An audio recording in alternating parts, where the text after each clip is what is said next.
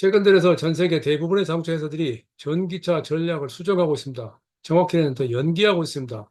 전기차 판매 증가세가 둔화되면서 전략을 수정할 수밖에 없었습니다. 그 근본적으로는 수익성 높은 자동차를 판매해서 그 이익을 바탕으로 미래 전략에 투자하겠다는 것이 깔려 있습니다. GM도, 포드도, 폭스바겐도, 토요타도, 볼보도 전기차 전략을 수정했습니다.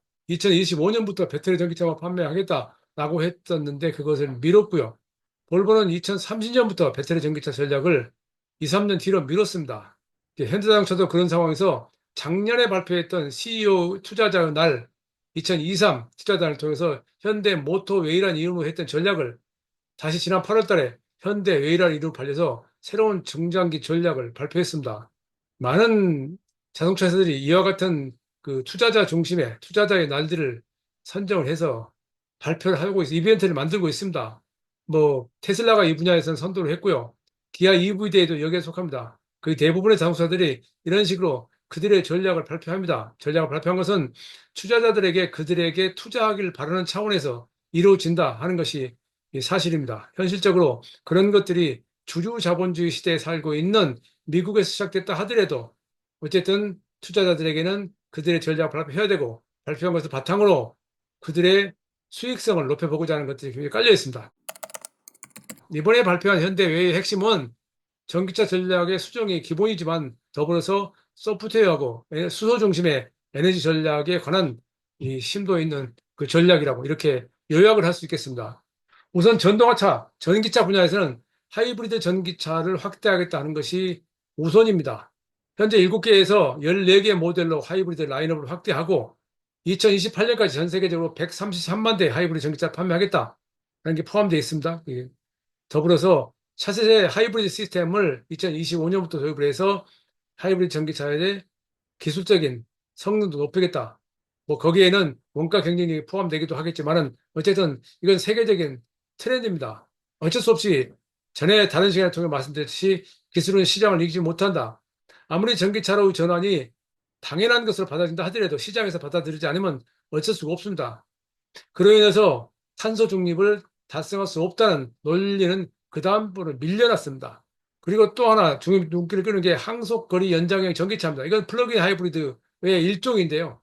엔진은 배터리를 충전하는 역할만 하고 구동은 전기 모터를 하는 전기차죠. 전기차인데 플러그인 하이브리드 전기차는 약간 다른 것은 플러그인 하이브리드는 경우에 따라서 동시에 구동을 하기도 하죠. 그러나 여기서 완전히 엔진과 전기 모터 역할이 분담되어 있는 것을 항속거리 연장의 전기차라고 그러고 이 분야에서는 중국 회사들이 가장 앞서 있습니다. 중국 회사들이 주도적으로 이 리오토를 포함해서 여러 자동차 회사들이 이 항속거리 연장형을 라인업하고 있고 그로 인해서 판매가 빠른 속도로 증가하고 있습니다.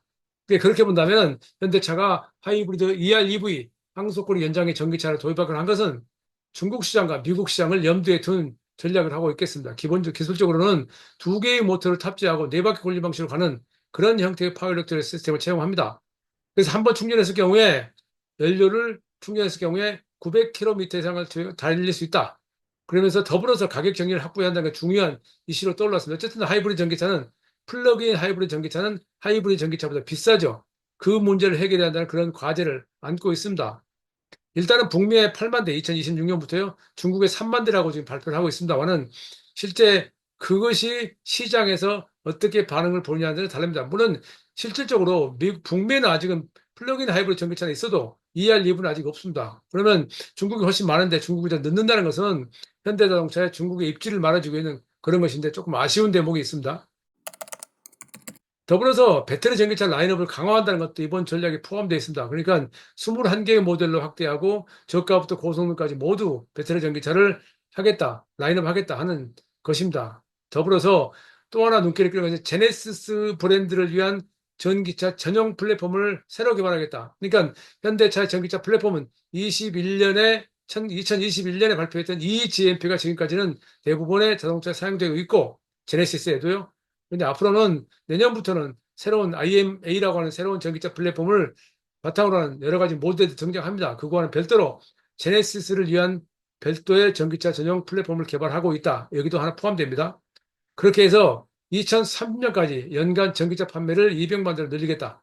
그리고 이제 일단은 올해 말에 미국 조지아주 공장이 완공이 되죠. 그러면 미국 시장에서 IRA의 이 세액 공제를 받을 수 있게 됩니다. 더불어서 울산 전기차 전용 공장도 작년에 발표했었는데 이게 빠른 속도로 완공을 해서 새로운 전기차 시대에 대비하겠다라고 하는 전략이 이번에 포함되어 있습니다. 이것을 하기 위해서는 기본적으로 배터리 기술이 필요한데 배터리 종류가 현재는 NMC, NCM이라고 그러죠. LFP, 리튬 인산철 또 있고 여기에 저가형 NCM 배터리도 개발하겠다. 그러니까 배터리 자체를 셀 단위는 아니더라도 내재화하겠다는 것을 본격적으로 하는 것이고 이 배터리를 자동차에 어떻게 통합하느냐 하는 것에도 연구를 하고 있습니다. 그러니까 셀 투 비히클 여기는 표현되어 있습니다만 셀 투 C라고 있었고 셀 투 CC가 있었고요. 셀 투 P라고 있었어요. 셀 투 팩.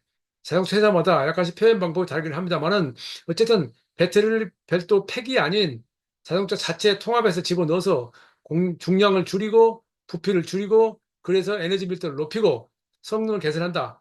그런 얘기가 지금 자동차에서 추구하는 배터리 기술의 공통된 특징입니다.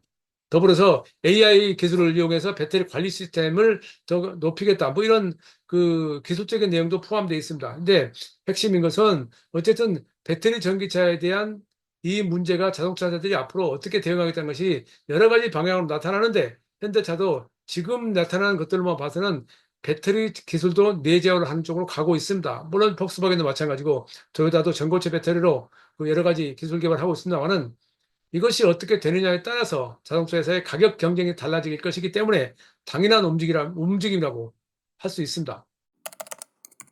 또 두 번째가 이제 소프트웨어 정의 자동차를 개발한다는 건데 뭐 이것은 이미 발표되어 있던 내용인데 올 봄에 1월달 CES 2024를 통해서 관련된 내용을 발표했습니다만은 기본적으로 그 데이터 시대 뭐 서브 우리가 클라우드가 필요하고 데이터 센터가 필요한 이런 종류의 미래 자동차를 위해서 기술 개발해야 되는데 그걸 위해서 이 아키텍처를 개발한다 하는 건데 여기에서 주목을 끄는 것이 내후년부터 안드로이드 오토모티브 OS를 적용한다는 것이 재는 눈길을 끌었습니다. 지금은 CCNC 그러니까 현대가 자체적으로 개발한 OS를 사용하고 있습니다. 근데 그것이 그 소프트웨어 관련 주제에서 말씀드렸습니다만은 현대자동차가 이 문제가 한국에서는 생태계가 없어서 자체적으로 소프트웨어 개발하기 어렵다는 생각으로 미국 캘리포니아의 실리콘밸리에서 연구센터를 설립할 정도로 상당히 여러 가지 지금 방안을 모색하고 있는데 지금 그동안에 없었던 안드로이드 오토모티브 OS를 적용하겠다 하는 뉴스가 저기에서 조금 주목을 끌었습니다. 이제 그만큼 어렵다는 얘기인데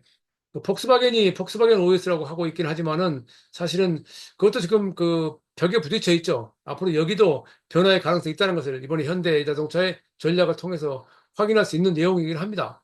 자율주행에서 주목을 끄는 것은 자율주행 소프트웨어를 개발하고 플랫폼을 만들어서 그것을 다른 업체들에게 판매하겠다, 공급하겠다 이런 내용이 포함되어 있다는 것이 주목을 끕니다. 테슬라가 이 분야에서 먼저 개발했죠. 그들의 자율주행 시스템을 판매할 수 있다라고 했고 그로 인해서 새로운 수익을 내겠다고 했었는데 앞으로 이런 문제는 자동차들이 좀 더 현대뿐만 아니고 다른 레거시 미디어 업체들도 이 분야로 가지 않을까 생각합니다. 현대차는 지금 상황에서는 아이오닉은 물론이고 배달용 로봇 그리고 밴, 트럭 이리까지 이 다양한 자율주행차를 개발하고 있습니다. 그러니까 상당히 복합적으로 하고 있습니다. 근데 이것이 앞으로 어떻게 될지는 좀 지켜봐야 되겠습니다만은 기술적으로 이 문제를 해결하기 위해서는 소프트웨어가 해결돼야 됩니다. 그리고 그 자율주행 플랫폼을 위해서 반도체 문제도 어떻게든지 해결돼야 됩니다. 당장에는 자체로 생산할 수 없습니다. 그의 역으로는 그만큼 비쌉니다. 그렇다면 과연 본격적으로 우리가 말하는 대로 엔비디아의 고성능 반도체를 사용할 수준까지 가느냐? 아니면 퀄컴 정도로 해결할 수 있고 인포테인먼트 시스템 정도로 사용할 수 있는 그런 이 반도체 사용하느냐? 그래서 자율주행이 ADAS 1, 2, 3, 4, 5까지 중에서 3 정도까지는 사용하는 정도 가느냐 하는 것에 달라지죠. 모든 지금 상황은 ADAS 기준 레벨 4와 레벨 5 수준의 자율주행 기술은 전 세계적으로 약 시장 점유율이 5%밖에 안 됩니다. 그만큼 고가 차이만 일부 적용되어 있습니다. 그렇다고 레벨 4하고 레벨 5가 적용되는 건 아니죠. 근데 그 문제는 그렇게 간단하게 해결되는 거 아닌데 현대차는 어쨌든 이런 큰 그림의 로드맵을 제시했다라는 정도로 이해하는 게 좋을 거라 생각합니다. 자율주행에 대해서도 그동안 약간 부정적인 시각에다가 최근 인공지능 기술이 굉장히 빠른 속도로 발전할 것이다. 라는 의견이 등장하면서 새로운 전기를 마련하는 듯이 보였으나 아시다시피 인공지능이 그것이 6개월 뒤에 구현될지 6년 뒤에 구현될지 어떻게 할지는 모릅니다. 그게 또 자동차에 적용됐을 때는 그것이 완벽하다고 할 수는 없습니다. 그 문제가 가장 중요하기 때문에 이 역시 간단하게 한마디로 정리할 수 있는 상황은 아닙니다.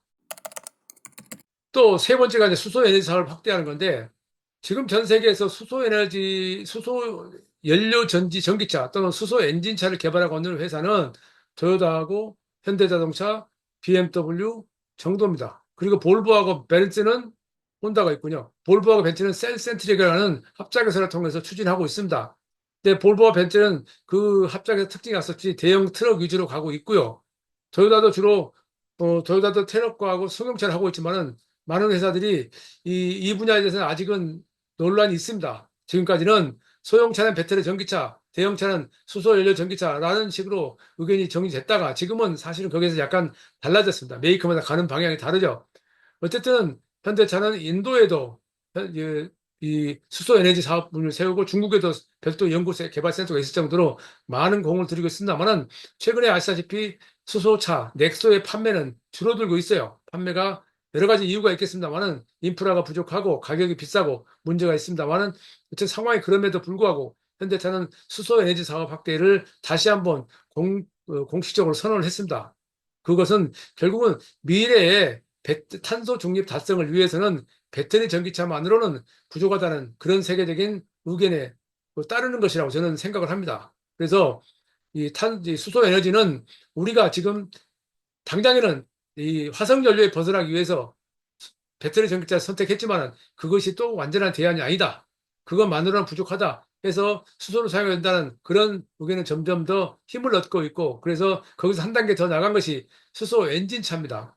수소 엔진차는 BMW가 한때 열심히 개발했다가 지금 중단된 상태인데 그건 별도의 자회사를 독립을 해서 지금 운행되고 있긴 합니다. 개발되고 있긴 합니다만은 현재 수소 엔진차를 개발하고 있는 메이커는 그 BMW 자회사하고 별도 독립회사하고 토요타하고 현대자동차 그리고 보시 이런 회사 등에서 수소 엔진차를 개발하고 있습니다. 여기에는 이퓨얼이라고 하는 수소하고 탄소가 종합된 별도의 그 친환경 연료까지 포함이 되어 있기 때문에 간단한 문제가 아닙니다만은 어쨌든 수소 에너지 사업은 단지 자동차에 사용될 뿐만 아니라 수소를 생산하고 이동하고 사용하는 전체적인 밸류체인 전체를 그들이 확실하게 구축해서 미래로 간다라는 쪽으로 정리가 되어 있습니다. 특히 이 분야에서는 한국의 대기업들이 대부분이 그 대여섯 개 회사 대부분이 이 분야의 로드맵을 이미 여러 가지 행사를 통해서 발표하고 있습니다.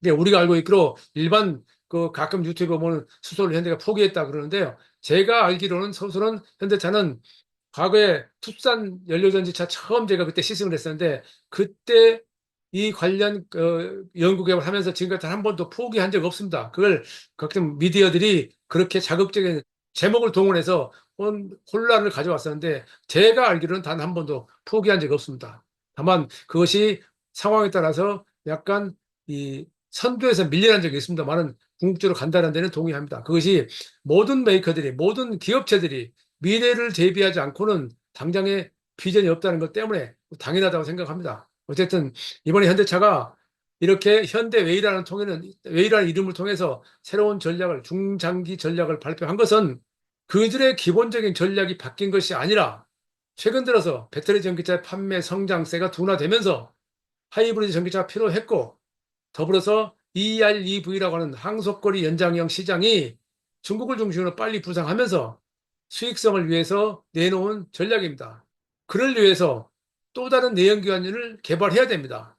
그러니까 하이브리드 전기차나 항속거리 연장형 전기차를 위해서는 지금까지 내연기관차보다 훨씬 더 효율성 높은 엔진을 개발해야 된답니다.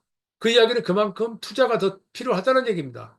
이것을 누가 견디냐의 싸움입니다. 그러니까 지금 여기서 최근에 폭스바겐의 공장 폐쇄 이야기도 했었습니다만은 폭스바겐하고 도요타하고 GM하고 현대차 그룹 그리고 스텔란티스, 포드 이런 글로벌 레거시 미디어들이 과연 어느 정도 미래를 위해서 투자할 수 있느냐가 지금은 관건이 돼 있다라고 저는 생각을 합니다. 근데 그것을 투자자들이 어떻게 보느냐는 또 다른 시각에서 볼 수 있겠지만은 지금 상황은 상당히 중요한 단계고 이 고비를 어떻게 넘기냐에 따라서 미래도 상당히 달라질 것이다라고 생각을 합니다. 최영석의 글로벌 인사이트 다음 시간에 뵙겠습니다.